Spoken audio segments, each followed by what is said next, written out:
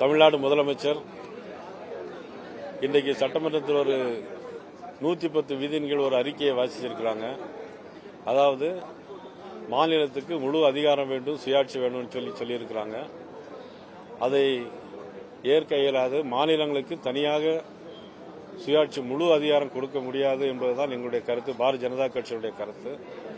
அதனுடைய அடிப்படையில் நாங்கள் சட்டமன்ற உறுப்பினர் திருமதி வானதி சீனிவாசன் அவர்கள், திருமதி எம்எல்ஏ சரஸ்வதி அவர்கள், அன்புக்குரிய அண்ணன் காந்தி அவர்கள், நாங்கள் இப்பொழுது வெளிநடப்பு செய்து சட்டமன்றத்தில் நாங்கள் எங்களுடைய கருத்துக்களை நாங்கள் பதிவு செய்திருக்கிறோம். தொடர்ந்து மாநில அரசுடைய உரிமைகள் எல்லாம் பறிக்கப்படுகிறது. அதை மீட்டெடுப்பதற்காக தான் இந்தியாவில் எல்லா மாநிலங்களுக்கும் சேர்த்து இது போன்ற ஒரு தீர்மானத்தை நாங்கள் கொண்டு வந்திருக்கிறோம் அப்படின்னு சொல்லிட்டு முதலமைச்சர் சொல்றாங்க. அதாவது அவங்க சொல்லப்பட்ட கருத்து நீட் தேர்வு. நீட் தேர்வு வர முடியாதுன்னே தெரியும். அது அவங்களுடைய காங்கிரஸ் கட்சி காலத்திலே கொண்டு வந்து 2010ஆம் ஆண்டே அது நீதிமன்றத்துக்கு போய் பிறகு இந்தியன் மெடிக்கல் கவுன்சில் அது அவங்க அப்ரூவ் பண்ணதுனால செல்லாதுன்னு சொல்லி தீர்ப்பு வந்துச்சு. அதுவும் 2013 மே மாதம் 5ஆம் தேதி அது நீட்டினுடைய எக்ஸாமும் ஆரம்பிச்சாச்சு. மாண்புமிகு பாரத பிரதமர் நரேந்திர மோடி அவர்கள் 2014ஆம் ஆண்டு தான் ஆட்சிக்கு வரும். அதுக்கு முன்னே எல்லாமே இருக்கு. ஆக இது எந்த வகையில் பாரதிய ஜனதா கட்சி மாநில சுயாட்சியை பறிக்க முடியும்? ஒண்ணு உண்டா இல்லையா? உள்ள பேசுறப்ப மேடம் ஜெயலலிதா நீட் தொடர்பாக விஷுவல் கிடைக்கல. என்ன பேசுறீங்க? என்ன சார் பேசுங்க? உள்ள நீட் தொடர்பாக மேடம் ஜெயலலிதா கோட் பண்ணி பேசுறீங்க. என்ன இல்ல, நீட் தொடர்பாக அம்மாவை பத்தி நான் பேசல. அம்மா என்னன்னா மும்மொழி கொள்கை பத்தி பேசும்போது, மும்மொழி கொள்கையை பத்தி பேசும்போது அன்னைக்கு முதலமைச்சராக இருந்த அம்மா அப்போ எதிர்கட்சி காங்கிரஸ் கட்சியை சேர்ந்த கோபிநாத், ஓசூர் எம்எல்ஏ கோபிநாத், அவங்க என்ன கேட்டாங்கன்னா, இப்படி தமிழ்நாட்டில் தெலுங்கு பேசுறவங்க எங்க நிறைய பேர் இருக்கிறாங்க, அங்க தெலுங்கு பள்ளிக்கூடங்கள் வேணும், எங்க பிள்ளைகள் படிக்கணும் அப்படி கேட்டாங்க. அப்போ அம்மா என்ன எழுந்துச்சு, அவங்க தெலுங்குலேயே பேசி பார்க்கலாம் அப்படின்னு சொல்லி தெலுங்குலேயே பேசினாங்க. அதனால நான் என்ன சொன்னேன்னா, தெலுங்குல பேசுறவங்களும் தமிழ்நாட்டில் இருக்கிறாங்க.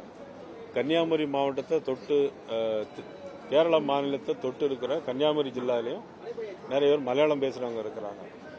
மும்மொழி கொள்கையில நீங்க இந்திய திணிக்கிறேன்னு நீங்க தான் சொல்றீங்க. ஆனா அவங்க இந்திய மொழிகள் ஏதாவது ஒரு மொழி எடுத்து படிச்சா போறோங்கிறது தான் நியூ எஜுகேஷன் பாலிசி. அதனால நீங்க ஏதாவது ஒரு மொழி எடுத்து படிங்கன்னு தான் அதை நாங்க அதுக்காக நான் அதை சொன்னேன், குறிப்பிட்டு. ஆமா, அவங்க ஒரு வருஷம் விலக்கு கேட்டிருந்தாங்க. அதாவது எங்க தமிழ்நாட்டு மாணவர்கள், எங்க பிள்ளைகள்லாம் இன்னும் ப்ரிப்பேர் ஆகல, அதனால ஒரு வருஷம் விதி விலக்கு வேணும் அப்படின்னு சொல்லி கேட்டிருந்தாங்க. நீட் விவாதம் வரும்போதெல்லாம் 2010 காங்கிரஸ் ஆட்சியில் தான் கொண்டு வரப்பட்டது அப்படின்ற ஒரு கருத்தை தொடர்ந்து முன்வைக்கும் போது காங்கிரஸ் எங்க ஆட்சியில் கொண்டு வரப்பட்டது நிறைவேற்றப்படலை அப்படிங்கிற ஒரு கருத்தையும் தொடர்ந்து சொல்லிட்டு வராங்க. அப்ப யாரு பிரைம் மினிஸ்டர் இருந்தாங்க? அப்ப அவங்க தானே பிரைம் மினிஸ்டர் இருந்தாங்க. பிறகு எப்படி அவங்க இல்லைன்னு சொல்ல முடியும்? முதலமைச்சர் ரூபாய் 29 பைசா அது எப்படின்னா, இப்ப ஜிஎஸ்டி கவுன்சில், ஜிஎஸ்டி அதுவும் காங்கிரஸ் ஆட்சிக்காரத்தில் கொண்டு வரப்பட்டது, நடைமுறைப்படுத்தினது பாரதிய ஜனதா நம்மளுடைய அரசுன்னு வச்சுக்கோங்க. அதுல ஒரு 100 ரூபாய் இருக்குன்னா அதுல 50 ரூபாய் ஏற்கனவே மாநில அரசுக்கு போயிடுது.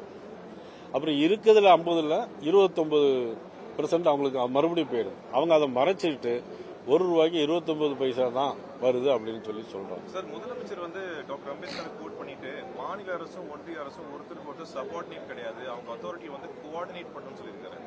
இன்னைக்கு பேசுறது இல்ல, அதாவது என்னன்னா, இவங்க மாநிலங்களை பிரிக்கணும் அப்படிங்கிற பிரிவினைவாதத்துக்கு தான் இவங்க தோன்றாங்களே தவிர, நீங்க இந்திய அரசு ஒற்றுமையா இருக்கணும், இந்திய நாடு வல்லரசு நாடாங்கிற எண்ணம் இவங்களுக்கு இல்லை. இப்பொழுது முதலமைச்சர் என்ன பண்ண நினைக்கிறாங்கன்னா, தனி தமிழ்நாடு வேணும், தனி கொடி வேணும் அப்படின்னு ஏற்கனவே முன்னாடி ஒரு முன்மொழிஞ்சதை இப்ப அவங்க நினைக்கிறாங்க. இந்த நாடு வல்லரசா நாடு மாறணும்னா எல்லா மாநிலங்களும் ஒன்னா தான் இருக்கணும். இப்போ டாக்டர் அம்பேத்கர் அவர்கள் என்ன சொன்னாங்கன்னா, எல்லா மாநிலங்களும் ஒன்னா இருக்கணும், அப்பதான் ஒரு நாடு வளர்ச்சி அடைய முடியும் அப்படின்னு சொன்னாங்க. இந்திய நாடு பல மாநிலங்களாக பிரிக்கப்பட்டதுக்கு காரணமே என்னன்னா, ஒரு நிர்வாக வசதி சீராக இருக்கணுங்கிறதுக்காக தான் அவங்க அதை கொண்டு வந்தாங்க.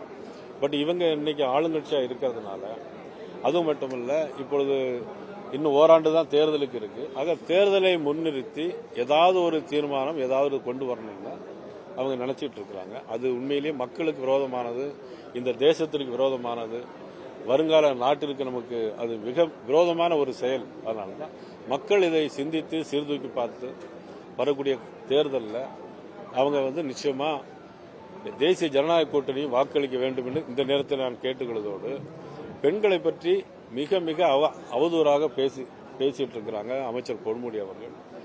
இதை யாரும் பெரிதாக மீடியாக்கள்ல யாரும் காட்டுறதாக எனக்கு தெரியல. ஆனா மற்ற விஷயங்கள் எதா இருந்தாலும் அடிக்கடி திருப்பி திருப்பி போடுறீங்க, பிரேக்கிங் நியூஸ்னு.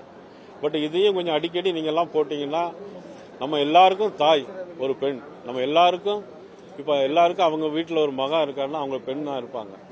அதையெல்லாம் சிந்திச்சு பார்த்து இப்படிப்பட்ட ஒரு சூழ்நிலையில் இப்படிப்பட்ட ஒரு அமைச்சர் இதை பேசியிருக்காரு அப்படிங்கிற உணர்வுல நீங்களும் இருக்கணும், பொதுமக்களும் சிந்திக்கணும்னு இந்த நேரத்தில் நான் கேட்டுக்கொள்கிறேன்.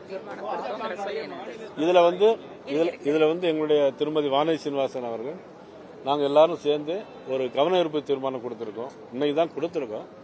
அதையாவது எடுத்து அவங்க பண்றாங்களான்னு இன்னொரு விஷயம், அமைச்சர் பதவி நீக்கணும்னு சொல்லி நாங்கள் கொடுத்திருக்கோம். செய்திகளை உடனுக்குடனும் துல்லியமாகவும் தெரிந்து கொள்ள சப்ஸ்கிரைப் பண்ணுங்க.